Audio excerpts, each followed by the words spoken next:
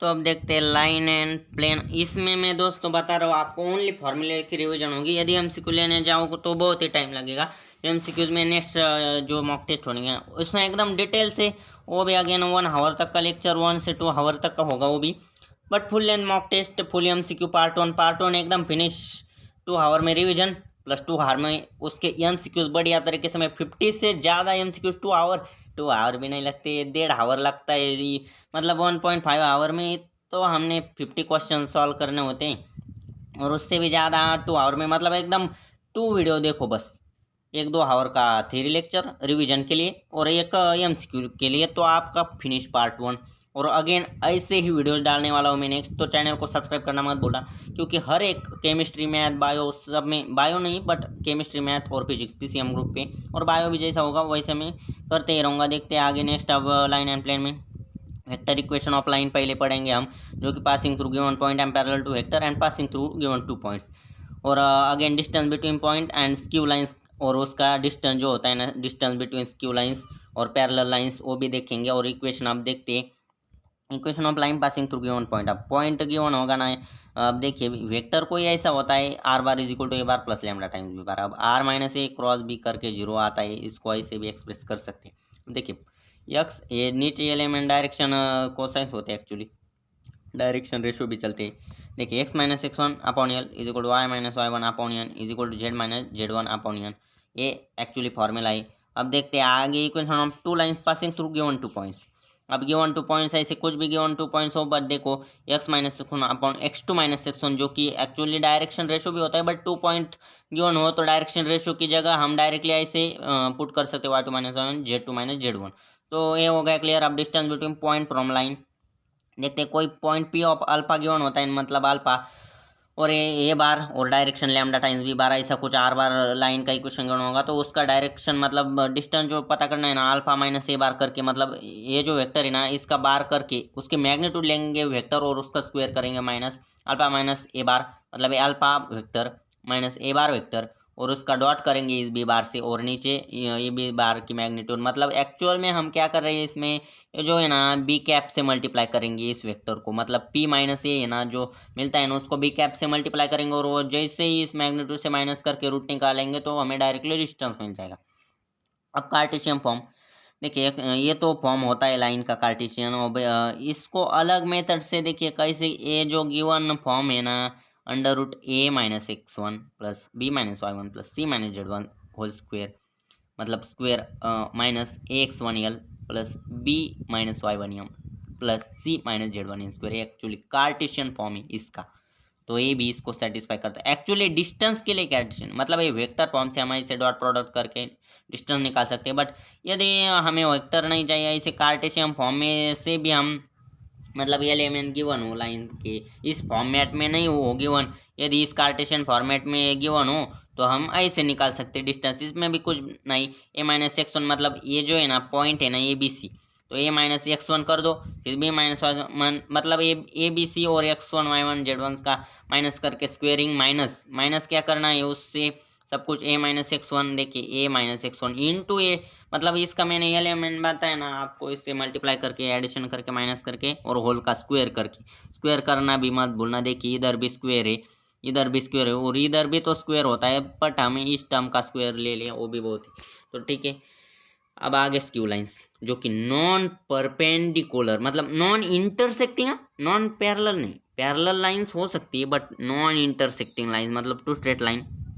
Which are neither intersecting not parallel, parallel भी नहीं, मतलब स्क्यू लाइंस उन्हीं को बोलते हैं जो कि पैरेलल भी नहीं होती ना, पैरेलल होगी तो डिस्टेंस मतलब कैसा होगा, स्क्यू लाइंस का डिस्टेंस जो शॉर्टेस्ट डिस्टेंस होता है उसके लिए ये फॉर्मूला है। अब एक्चुअली L1 और L2 टू लाइन है जिसकी B1 B2 डायरेक्शन है, और A2 और A1, अरे कहाँ गए हम, A2 और A1 इसका मतलब पॉइंट का है, और B1 क्रॉस B2। अब देखिए B1 डॉट मतलब B1 क्रॉस B2 इनका क्रॉस करेंगे पहले तो एक रिजल्टेंट वेक्टर मिलेगा जिसका यूनिट वेक्टर क्या होता है, B1 cross B2 upon mod of B1 B2, मतलब A2 माइनस A1 करके उसको यदि हम डायरेक्टली आई कैप मतलब इसका कैप यूनिट वेक्टर से मल्टीप्लाई करेंगे ना, यही यूनिट वेक्टर होता है एक्चुअली B1 क्रॉस B2 के अलांग, और इससे मल्टीप्लाई कर दिया ना, ये मतलब कंसेप्ट है इस कंसेप्ट बिल्डर कि ऐसे जो यूनिट वेक्टर से मल्टीप्लाई कर देगा टू माइनस A1 से डायरेक्टली मतलब ये जो होता है ना डायरेक्टली डिस्टेंस आता है, मतलब डिस्टेंस कहते आता है इसका जो उसके ऊपर ये होता है ना, क्या वो बोलते हैं उसको, मतलब समझ आया होगा आपको, डिस्टेंस, और पी से कुछ बोलते हैं उसका प्रोपोगेशन या फिर कुछ होता है वो, मुझे याद नहीं आ रहा। देखिए Cartesian form distance between two skew lines. अब ये तो फॉर्म पता है आपको, L1 L2 M1 M2 यदि टू लाइन गिवन है तो कार्टेशियन फॉर्म कैसे निकालने का, तो नीचे M1 N2 minus M2 N1 square plus L2 N1 minus L1 N2 square. Actually थोड़ा बड़ा है बट याद करके जाएंगे तो डायरेक्टली फॉर्मूले से आ जाएगा, बट इसको एक अनादर मेथड है। अब ये फॉर्मूला यदि कौन याद करेगा यार, हमें लाइफ टाइम तो फॉर्मूला नहीं याद रखेगा, इंजीनियर हो गए तो ऐसे फॉर्मूले कब तक याद रखेंगे। तो इसको एक अप्रोच होता है ऐसे टाइप के प्रॉब्लम को, डिस्टेंस बिटवीन, एक अप्रोच से मैं बता दूंगा आपको कैसे अप्रोच से सॉल्व करेंगे नेक्स्ट लेक्चर में। तो ये बस फार्मूला,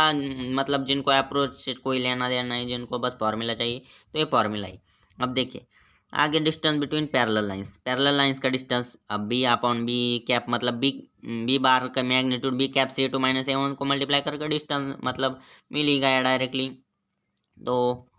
एक्चुअली प्रोजेक्शन बोल रहा था मैं, मतलब बी कैप से मल्टीप्लाई करेंगे इसको डायरेक्टली प्रोजेक्शन आएगा इस यूनिट वेक्टर के अलॉन्ग, यानी कि डायरेक्टली डिस्टेंस आ जाएगा। अब यही अगेन कार्टेशियन फॉर्म में देखिए x2 माइनस x1, इधर भी देखा था वैसे ही x2 minus x1 L1 L2 M1 M2 ये डिस्टेंस होता है इन टू पैरेलल लाइंस के लिए। अब स्क्यू लाइंस होगी तो इसके लिए अगेन वही, बट नीचे M1 M2 M2 N1 ये याद नहीं रखता, जिसको याद रखना है वो रखे, जिसको नहीं, मैं तो नहीं रखता इसको याद, मैं अप्रोच है इसके लिए।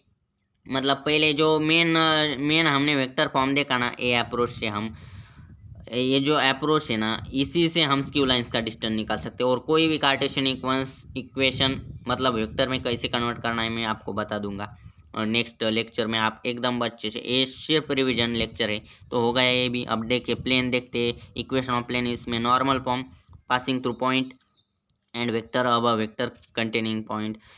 अब angle between plane, coplanarity and distance, इसमें से कुछ डिलीट भी एंगल वाला टॉपिक है। देखिए इक्वेशन ऑफ प्लेन तो actually R dot N cap is equal to D, तो ये इक्वेशन ऑफ प्लेन ही होता है, और Cartesian L X plus M Y plus N Z is equal to D L M N, जो कि direction cosines होती है। अब देखिए D is the distance of point from L M N and direction ratios of normal, then foot of perpendicular L D M D N D होता है। अब D actually distance होता है, हमने इधर डी देखा ना, डिस्टेंस ऑफ नॉर्मल होता है, मतलब from origin L M N, और डिस्टेंस को एल एम एन से मल्टीप्लाई करके डायरेक्टली पुट अप परपेंडिकुलर के, मतलब कोऑर्डिनेट पता चल जाती है उससे।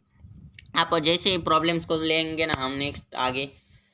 आपकी कंसेप्ट एकदम स्ट्रॉन्ग हो जाएंगी, स्ट्रॉन्ग। देखिए जो है ना plane passing through point and perpendicular to vector होता है ना, तो R dot N A dot N तो होता है R minus A dot N is equal to zero. तो देखिए कार्टेशियन फॉर्म में ना X minus X one into A plus Y minus Y one B plus Z minus Z one C is equal to zero, ये Cartesian form है। अब आगे vector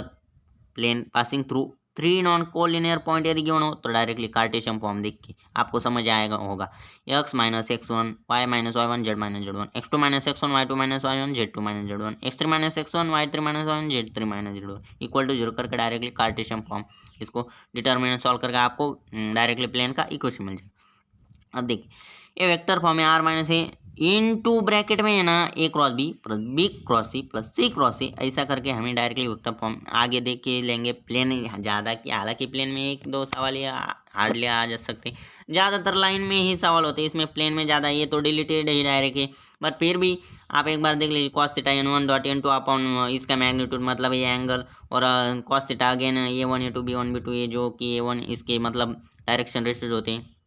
एक बार देख लीजिए। इस हालांकि डिलीटेड है बट जेई वाले उनको देखना हो तो देख सकते हैं वो भी। देखिए angle between line and plane तो पूछते ही नहीं, मतलब बिल्कुल डिलीट है, बट एक बार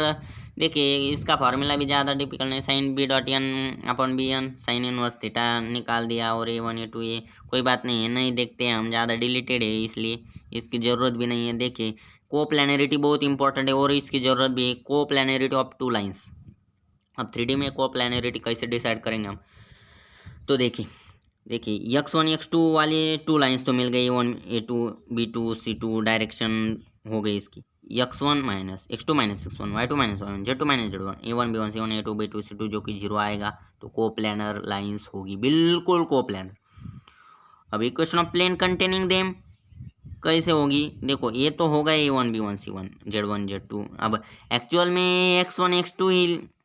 लिया हमने, ये बिल्कुल राइट है। Z2 माइनस Z1 ले, या फिर X माइनस X1 ले, या फिर X माइनस X2 भी ले, अगेन वही आता है इसका। तो देखिए अब distance of point from line plane, अब पॉइंट से प्लेन का डिस्टेंस तो A bar dot N bar, N bar actually normal होता है प्लेन का, माइनस डिस्टेंस जो कि डी प्लेन में R dot N is equal to D given होता है, और ये एक्चुअली वेक्टर होता है इसका डॉट प्रोडक्ट, और नीचे मॉड ऑफ N, तो डायरेक्टली डिस्टेंस आता है वेक्टर फॉर्म में। और Cartesian form again A1 plus B1 plus C Z1 minus D, मतलब इसमें X1 Y1 Z1 point put करके नीचे इसकी magnitude A square plus B square plus C square, directly distance आता है। तो perpendicular distance origin to the plane is, मतलब perpendicular distance यदि फ्रॉम ओरिजिन पूछा है ना इस प्लेन का, तो mod D upon mod N directly करके आपको आर बार, मतलब डायरेक्टली वो डिस्टेंस ही मिलता है आर की मैग्नीट्यूड ही। तो हो गया आज के लिए इतना ही, लाइन एंड प्लेन भी खत्म हो गया। अब एलपीपी बचाए कुछ 5 मिनट में एलपीपी कवर अप करेंगे, इस सेशन को एंड करेंगे, और फिर नेक्स्ट लेक्चर देखना मत भूलना, बार बार बता रहा हूँ मैं।